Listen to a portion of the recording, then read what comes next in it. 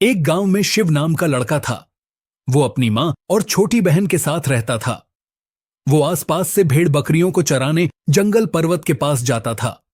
वहां एक विशाल पेड़ था। शिव उस पेड़ के छाव में गाना गाता था। पक्षियों संग उसकी दोस्त भी हो गई थी। वो सारी भेड़ बकरियों पर नजर रखता था। शाम होते ही शिव वापस गांव आ जाता था और सभी भेड़ बकरियों को गांव के साथ लोगों को सौंप देता था। दिन भर कड़ी धूप में भेड़ बकरियों को चराने के लिए उसे हर घर से पैसे मिलते थे। इन पैसों से शिव घर चलाता था और अपनी मां बहन का पेट भरता था। इस कमाई से घर की जरूरी चीजें ला पाता था। लेकिन छोटी बहन को कभी कभी अच्छा खाना खाने का दिल करता था। वो हर दिन रूखा सूखा खाकर उग गई थी। ये बात शिव समझता था, लेकिन वो कर भी क्या सकता था। उसने अपनी बहन के पढ़ाई के लिए पैसे जो ढना जो था। अगली सुबह उठकर फिर से भेड़ बकरियां चरने जंगल में पहुंचा तो उसने देखा कि आदमी उस पेड़ को काट रहा था जिसके नीचे बैठकर भेड़ बकरियां चरता था। और वो देखकर चिंता और दुखी हो गया। लेकिन उसने एक तरकीब लगाई।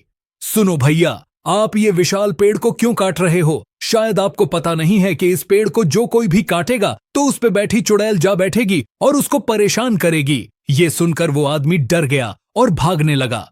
वो आदमी भागते ही उस विशाल पेड़ की आत्मा बाहर आई और खुश होकर कहा, आज मुझे बचा लिया, मैं बहुत खुश हूं, तुम्हें मेरी जान बचाई है बेटा, इसीलिए मैं बहुत प्रसन्न हुआ और तुम्हें उपहार के रूप में 1 घंटा देता हूं। शिव कहता है, भला मैं इस घंटे का क्या करूंगा? फिर वो पेट डीएच की आत्मा कहती है, ये घंटा कोई ऐसा वैसा घंटा नहीं है, ये जादुई घंटा है, इसे तुम जो चाहे वो मंगा सकते हो। लेकिन एक बात का ध्यान रखना कि दिन भर में तुम एक ही बार खाना मंगा सकते हो।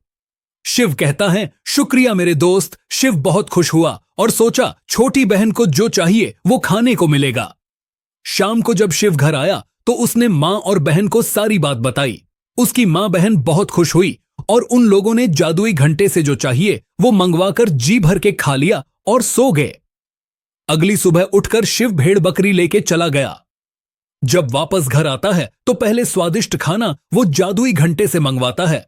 लेकिन उस दिन एक औरत चुपके से सब कुछ देख लेती है और उसके मन में भी लालच आती है। और उसी रात लालची औरत चुपके से शिव के घर आती हैं और देखती हैं सब सो के हैं और वो जादुई घंटा उठाकर ले जाती हैं। अगले दिन शिव की मां और बहन को भूख लगती है, लेकिन वो घंटा नहीं मिलता और वो दोनों भी परेशान हो जाती हैं। रात में शिव घर आते ही सारी बातें बताती हैं। शिव ने देखा सभी बर्तन खाली हैं और उसके लिए बस सूखी सूखी रोटी और चटनी है। ये देखकर शिव दुखी हुआ और सो गया। और वो लालची औरत घर जाते ही उसने जादुई घंटे से खाना मंगवाया। लेकिन अचानक उससे एक जादुई जिनी निकलता है और उसे खूब डांट लगाता है और कहता है, तूने मुझे कैसे चुरा लिया? जल्दी से मुझे शिव के पास वापस भेज दो। लेकिन वो औरत सुनती ही नहीं तो जादुई घंटा रात भर परेशान करता है और वो औरत परेशान होकर शिव को सुबह दे देती है और कहती है, ये लो तुम्हारी मुसीबत, मैंने ही घंटा चुराया था, लेकिन इस बेकार घंटा ने खाना ही नहीं दिया और रात भर परेशान किया, ले जा।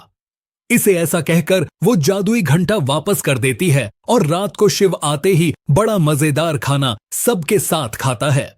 इस कहानी से ये सीख मिलती है कि कभी भी स्वार्थी नहीं होना चाहिए।